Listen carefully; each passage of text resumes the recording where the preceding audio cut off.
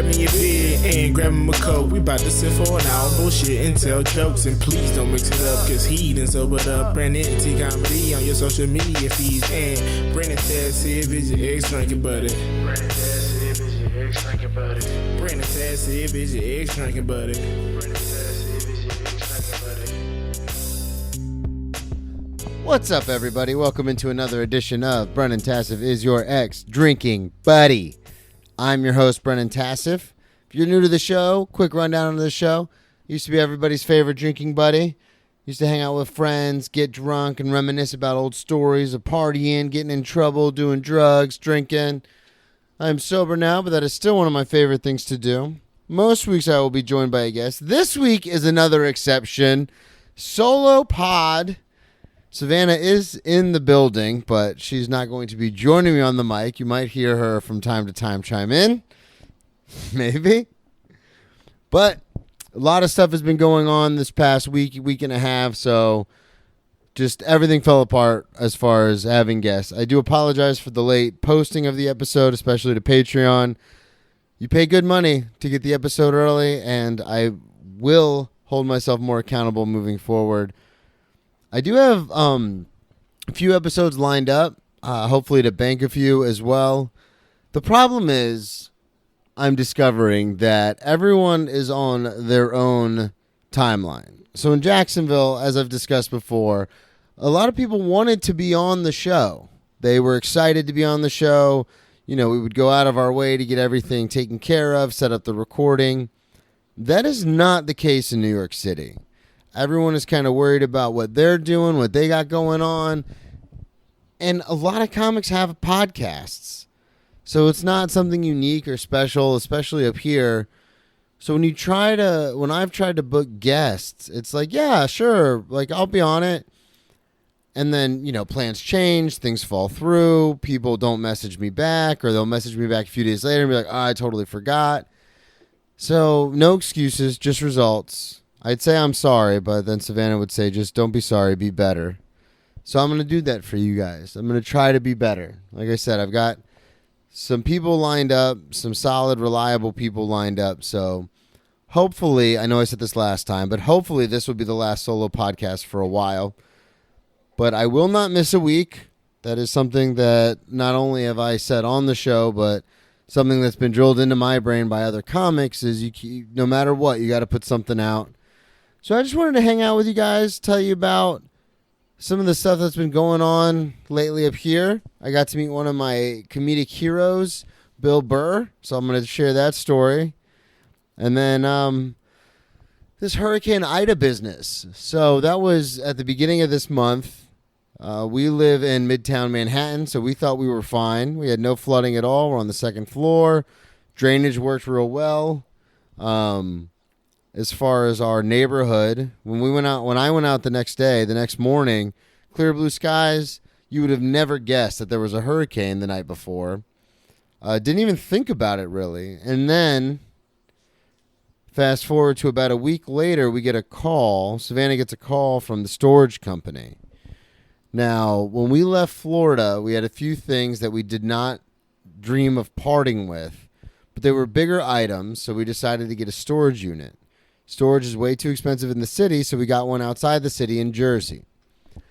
Didn't even think twice about it, really, because, I mean, how often does a hurricane hit New York City? And we got a call, and the storage unit said that there was massive flooding. We're on the first floor of the storage unit because said items are big and heavy, so we wanted to get one on the first floor. And we didn't know kind of what to expect. Part of me was hoping I was going to, waste the morning of one of my days off going out there and nothing was going to be wrong and everything would be fine. And it would just have been a waste of a few hours. But another part of me thought this could be really bad. And so a few days ago, I went out there to assess the damage, see what was going on, and they weren't kidding. There was massive flooding. So a few of the items, the whole reason we got the storage unit, were destroyed. Boxes of, clothes that Savannah had wanted to keep, totally just wiped out. I kept all my stuff from college, my old FAU days, every essay or paper or case study I'd ever written that I was proud of, all my notes, all my notebooks, folders, textbooks. I had kept all that stuff because I was like, I like to revisit that. I'd like to look at it and, just kind of be like, oh, I used to be pretty smart. Like I used to be pretty good at this kind of stuff. But yeah, all of it was completely destroyed. Not even like damaged. They kept putting damage on the report, but I was like, no, this stuff is destroyed. Waterlogged completely. Every book I've ever bought or given to me or bought, like there were a couple books I borrowed from family that were in there that are just gone. So, if they're listening, I'm going to have to buy you a new one. But yeah, so I was dealing with that this week. So that kind of put a hamper on the scheduling for the podcast. And then I had a couple of guests lined up, but, same thing that always happens in New York. Like I said, people were busy. Things came up, so we weren't able to make it happen. Like I said, we will... Joe, you're not the only shadow producer of this episode. Savannah is critiquing me as I talk to you guys. She goes, move on. So we are moving on. Anyway, that's what's going on up here. But I wanted to tell you guys a very, I thought it was a very funny story of meeting Bill Burr, one of my heroes, one of the inspirations for me to get back into comedy. Everyone knows his quote. Failure isn't living on a futon when you're 30. Failure is waking up next to someone you don't care about, going to a job you hate every day, trying to pay your mortgage. Loosely, that's what the quote is. One of the big reasons I got back into stand-up when I got sober is Bill Burr. And through some friendships that I have that I made before I even got here, and then some people I've met along the way since I've been here through those friendships, I heard that old Billy Rednuts was in town. And it was very hush-hush. Not a lot of people knew he was here. He didn't really talk about coming to New York until he was in New York on his podcast. But I got the word a few days ahead of time that he was coming into town. So I was like, fucking, you better believe it. I'm going to try to do everything I can to get out of work and get up here. So I could not get out of work that day. Matt, guest of the show, the big 1 year anniversary episode is with Matt. He was supposed to work that night, but he had an acting gig come up. So he was like, hey, man, can you cover the shift? It'd mean a lot to me. So I was like, fuck it, I'll cover the shift. There'll be other chances to meet Bill Burr. So fast forward, I actually got off relatively early for closing down the bar. It was only like 10:05 by the time I clocked out. So I was like, you know what? I'll text some of my friends that are at the stand with Bill and see what's going on. So one of them was like, hey, man, I'm pretty tired. I'm going to head home, but everyone's still hanging out. Just letting you know. So I'm like, all right, awesome. Take the subway up to the stand, and I get there. Now, I don't like to intrude. I like to try to be polite and try to just let people come to me, like those fish in the documentaries that have the little thing in the front of their heads. Let them come to me. So I'm sitting at the bar drinking a water, talking to the bartenders because I go to the stand so much I kind of know those guys. And we're just, hanging out. And I see Bill at a table. Paul Verzi's there, Joe Bartnick, Josh Adam Myers. They're all at this table. And I was like, well, I can't just walk up and say hello. That would be awkward. So I'm just sitting at the bar. Then Bill comes up to the bar to get a water. And he gets a water. Paul Verzi comes up. I'm like, hey, Paul, so sorry I missed your show. He was running his hour. I was like, I had to work. I wish I could have been there. And he's like, no problem. Don't even worry about it. And then him and Bill start talking at the bar. So now I am like 6 feet away, if that, from one of my heroes, an icon in the world of stand-up comedy. And I'm just like kind of fanboying out, star fuckering out, just like, oh my God, that's Billy fucking Burr right there. I don't say anything. I just sit there awkwardly staring at them. And then a couple other comics come up and they all start just talking, shooting the shit. And I'm sitting close enough to hear them, but not close enough where I'm part of the conversation. And I keep laughing randomly at things that they're saying. And that's when Bill succinctly turns to me and he says, "Are you going to join the conversation or just sit there like a fucking creep?" Which, I loved it. To get roasted like that by one of the masters of ball busting, I took that as one of the most extreme compliments I've ever received. I thought it was awesome. I laughed. I said I didn't want to intrude, and that's when he came back with, "Well, you're intruding. You're in the conversation. You might as well join us." And I introduced myself, said I was a comic from Florida, and I know Bill and Paul are huge football fans. So, of course, I dropped I played college football in Florida. And then they were like, "What? That's crazy. You played football at a D1 school in Florida, the mecca of college football, as far as recruiting and stuff." So that was, they say don't meet your heroes, but it was actually pretty freaking awesome. So embarrassing. I definitely embarrassed myself by sitting 3 bar stools down, just hunkered over my cup of water, like giggling at them. But it was definitely worth it. So that's for sure.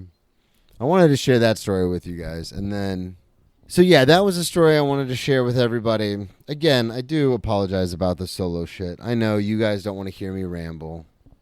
And I know Savannah doesn't like it because she just gave me a look like, "Stop bringing it up." But I did just want to share that story. So it got me thinking. The whole hurricane thing had me thinking. You can always go to BrennanTComedy.com/merch store, buy some merch, help Savannah and I rebuild. Support the rebuild. #rebuild. Buy some merch. But the hurricane got me thinking. I'm pretty sure I've talked about all my arrests and different shenanigans briefly, if not in depth, on the show. But for those of you listening who might be new to the show, I got my second DUI in a parked car in a Walmart parking lot. Now, I know I've told that story plenty of times. I'm not sure if I fully shared the story of my first DUI. So I wanted to share that now because it was interesting with the way it happened. As most of you listening know, I was at a bar, O'Brien's, in South Florida, in Delray. And every Thursday, they did like a Thirsty Thursday. And so I got hammered. I was with a friend of mine from work, a female. And we were hanging out, having a good time. And then when I went to leave, I was like, "Hey, do you want to come back to my house?" And she's like, "Yeah, sure." And I'm like, "Bet." I haven't had any kind of intimate interaction since my college girlfriend and I broke up, and I got super fat after playing football. And I was an alcoholic at this point. So I was like, "Oh, this is awesome." So I got in my car, and as I'm driving, I stop at a red left arrow light. It turns green, but I'm not paying attention because I'm talking to the woman from work. And so I go a little late. I get lit up by the cops. Apparently they'd been following me the whole time. And they said I was reckless driving or something was the charge. That the reason they pulled me over was because I was stopped too long at a green light. And that's reckless. Something like that. They basically knew I was hammered. So they arrested me. Now, I know a lot of you know that story. But I wanted to elaborate on what happened after that. Because a lot of people always, are curious. Not only the process with that, but like how you get out of probation, or in my case, I just left. So I want to explain that. So I get the DUI. I go to jail overnight. And then I get what's called ROR, released on my own recognizance. Now, after that, a couple things happened. So I had, I know I talked about it with Emily on the show. I had Betsy, her car, and it was impounded. So a friend of mine took me to pick it up. We got that out of the impound. I think I borrowed like $200 from him to get it out. And now it's in this weird spot where I still have a job. I still have to go to class, but I don't have a car. I have a car, but I don't have a license because I refuse to blow. So they just take your license right then and there. And I'm kind of stuck. So I go a few times to court trying to get this whole thing sorted out. And normally what would happen is you would just get you would just say, okay, you got me. I was guilty. But because I didn't blow, and when they did the field sobriety test, I kept blaming the fact that I was walking funny on an old football injury, which I never actually had. I just was a big baby about it. You know, like when you're a kid and you hurt somebody else and you're like, oh, but I hurt my foot or I hurt my hand. You know, when you're wrestling with a buddy. I did that, but with the police at 22 years old. When they asked me to walk a straight line, I took 2 steps and I was like, oh, my ankle. Like, yeah, I might be in trouble, but I also am hurt too, so feel bad for me. I did that. So I thought maybe I could get out of it. Now, I couldn't afford a lawyer, so I just got to, and I was pre-law, as everybody knows, so I was like, I don't need a lawyer. I'll defend myself. Ted Bundy did it. I could do it. And then they were like, no, you need to get some sort of representation, even if it's a public defender. So I went to the public defender's office, thought I could get out of it, and I couldn't. She was like, just plead guilty. It's open and shut. You get a year of probation. Because you refuse to blow, you lose your license for a year. Easy peasy. Go to probation, pay the fines. It's all over with. In Florida, everybody gets one when it comes to DUIs. You get one. So I was like, all right, no problem. But at the time, I was still drinking, so it ended up becoming quite a problem.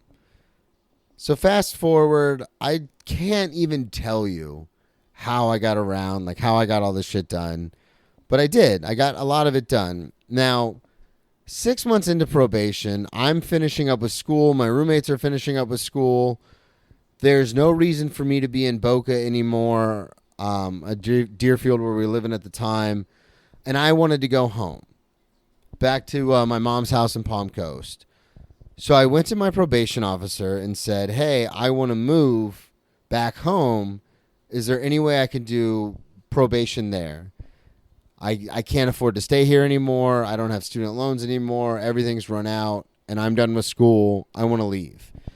And she said, yeah, that's fine, but you have to do something called mail-in probation. So basically I'd be living in Palm Coast. I would go to Flagler County to check in, and then they would mail it to Palm Beach County. And I'm like, all right, that sounds easy enough. So I fill out all the paperwork. And then the day I'm leaving, shout out to my roommate, Big Len Dog. He drove me home. We're in the U-Haul, and we stop at the probation office before we get on the road because I have to hand in this paperwork for mail-in probation. So we're in the U-Haul. I'm 6 months into probation, still haven't done hardly any community service, really slacking on paying the fines, but I'm managing. I'm getting by. And I get there and I hand her the paperwork, and then she goes, oh, you filled out this section wrong. You're going to have to redo it and go in front of the judge to get it approved. And I was like, that is not what we talked about. And so in my probably hungover or still drunk brain, I was like, okay, no problem. I'll go home, I'll redo it, and I'll go in front of the judge. And I just left. Just completely dipped. And got in the U-Haul. I looked at Lenny and I was like, we're good, man. Let's head to Palm Coast. We're golden. And I left. So you're not allowed to do that under state law. You can't just leave the county you're being probationed by. And you especially can't just leave without telling anybody. So they issued a warrant for my arrest. But it's a level 3 misdemeanor. It's not that big of a deal in the system as far as there's no manhunt. They're not going to look at your social media to figure out where you are and come get you. They know eventually you'll slip up. You'll try to fly somewhere where they have to run your ID and the warrant will pop up, or you're going to get pulled over, or something will eventually happen. So this is back in like 2011, 12. And then I go about a year and a half. Yeah, 2012 is when I left. So I got the DUI in 2010. It finally wrapped up and I got sentenced in 2011. And now 2012 I leave. Everybody knows I spend the $26,000 in 28 days, get the settlement, go crazy in Daytona. And then I moved to Oklahoma City. Then I go to rehab. All this stuff is happening with this warrant still out for my arrest.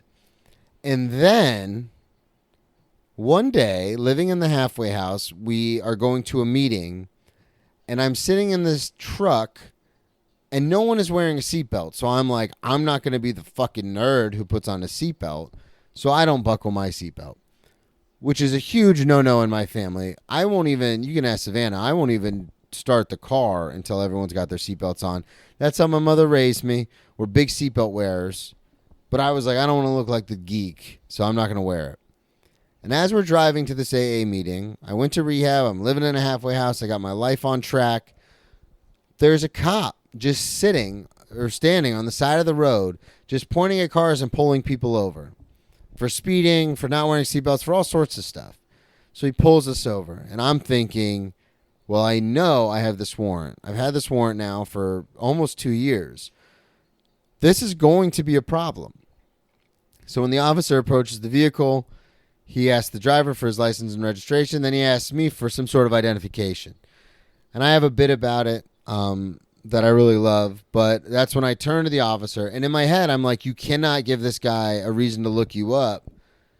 Like, you can't give him your name. You have to just get out of this. So I looked at the officer dead in the eye and I said, no, you don't need to see my ID. I wasn't driving. I'm not breaking any laws. And he said, actually, in the state of Florida, people in the passenger seat have to wear a seatbelt, so I'm writing you a ticket for not wearing a seatbelt, so I do need your ID. And that's when I said, this is the land of the free and the home of the brave. Francis Kaki says, I don't have to show you anything. And that's when he said, give me your goddamn ID. And I didn't want to argue. I had been arrested a few times at this point, and I knew just arguing with the cops wasn't going to get me anywhere. So I gave him the ID. They came back to the truck, guns drawn, screaming at me, get out of the car, get out of the car. So that was a pretty shitty experience. I got arrested, went to Duval, and then they have to do this thing called a transfer because my warrant is for Palm Beach County. So I spent 36 hours in a tiny little van going from Duval County to Palm Beach County. For those of you listening not in the know, that's a maybe 5-hour drive if you're going slow enough. It took 36 hours in this van because you have to stop at every county on the way down. And then we went across the state to get people on the West Coast and then back over. It was grueling. And they get you in there like Hannibal Lecter, like in this tiny little, like almost stall. In this van, there's like 6 to 8 stalls. Luckily, by the time we got down, pretty far south, they switched us to a bigger, like, church van kind of thing. But that was the one that was going to go down south and then back up to the state prison. So I was in there with murderers and shit. That was scary. Then I got to Palm Beach County, and I went in front of the judge, and it was peculiar because now this is pretty much 3 years from when I left college. And I graduated late, so it's been about 3 years since all my other friends graduated from political science and history and stuff. And they all went to law school. And law school only takes 3 years. So guess who I see in the courtroom on the other side working for the state prosecutor? Like 3 or 4 people I was in the pre-law society with. They just stayed in Palm Beach County and got jobs working for the state. So I walk out in the orange jumpsuit, shackled, and I'm like, hey, guys, what's going on? The probation representative told the judge that I had 8 counts of probation, so I should get 1 month for every count of probation violation, and then an extra month basically for being an asshole, an extra month for thinking I could, I believe her words were, what did she say? Something about the system, thinking I could... snafu the system. What did she say? I don't know. It's not important. But basically thinking I could get out of it, I needed an extra month. So she said 9 months. That's what she told the judge. And now I'm freaking out because I've never done longer than a few days in jail. And now at this point, I've spent over a week in Duval County and then 36 hours on a transpo. And now they're saying 9 months in Palm Beach. I had everyone from the halfway house and I think I've told this story, write letters and everything, and they got it knocked all the way down to 3 months, which I think was the minimum at the time. So 3 months in jail, because completely sober, living in a halfway house. After I tried to turn my life around, I still got 3 months. But the real kicker of it was when I got out, it wasn't like a lot of stuff. So a lot of times when you get arrested, they basically give you an option. Like you can go on probation for 5 years, pay all these fines, pay all these dues on probation, or you could do like 1 year in jail. Now, if you talk to the uninitiated, people who have never gotten in that kind of trouble before, they'd be like, oh, I do probation all day long. Like, who would want to be in jail or prison? But if you talk to the initiated, and we are initiated, aren't we, Bruce? You learn that it's actually a lot easier just to do the jail time and get it over with. If you have, like, the ability to do that. Like, you're not stuck in a lease or something. Like, if you're living with someone who can float you the rent, or you live at home, or, you know, things like that, then you would be able to just be like, screw it, I'll just go to jail for 3 months, 6 months, a year versus being on probation for 5 years. Because probation, doesn't matter who you are, is set up for you to fail. Like the hoops they ask you to jump through are insane. So it's very difficult not to violate. Even if you're doing everything right, if you just fill out paperwork wrong, they could get you on a violation. And I've met probation officers who are that much of dicks where you file something wrong and then boom, they got you. So yeah, I did the time in jail, and then I got out. But when it comes to DUI cases, this is good information for everyone to have. The DMV, the Department of Motor Vehicles, is completely separate from the court system.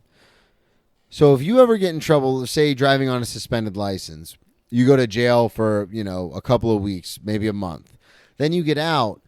That absolves you of you've paid your debt to society when it comes to the court system, as far as you don't know fines or court costs or anything like that. Like if you go to jail, they'll wipe all that stuff out because you're doing the jail time for the most part. Like you still have to pay like the court costs and stuff. But a lot of times the fines and stuff get erased because you did time in jail. And so that makes up for it. But the DMV is separate. So when I got out of jail, obviously everything was done with as far as the DUI and the probation. All that was finished when it came to the court system. I was free and clear of the court system. But my license was still suspended. I still owed the DMV thousands of dollars in fines. And that doesn't go away. So I guess what I'm trying to say is if you get in any trouble when it comes to your license, if you take the jail time, it's not going to make a difference when it comes to the DMV. So I know that's not a super funny story, but I found it to be interesting. That's a little knowledge for you on the podcast. We're going to get more guests. I promise you that. Ex-drinking buddy will live on. Hurricane Ida really fucked up our plans. I saved our little dog's life, Closophine. That was pretty cool. She had got into something and was choking, and I literally stuck my finger down her throat and pulled out what she was choking on and saved her. So I'm a hero. Buy merch. Big show in New York City, Broadway Comedy Club, October 7th. And then I'll be at Broadway Comedy Club again on October 16th. Thank you so much for listening. I know, short episode. Wasn't all it was cracked up to be, but we're pushing out content, baby. You guys got to hear about Bill Burr. You get to hear what happens when you skip out on probation. Savannah, would you like to say anything to the people? No. She said no. I love you all. Thank you again for listening. I'm so sorry, but we're going to move on. We're going to get better. Subscribe on Patreon. Patreon.com/Brendan Tassif. BrendonTComedy.com for all your ex-drinking buddy needs. And we will talk to you all next week.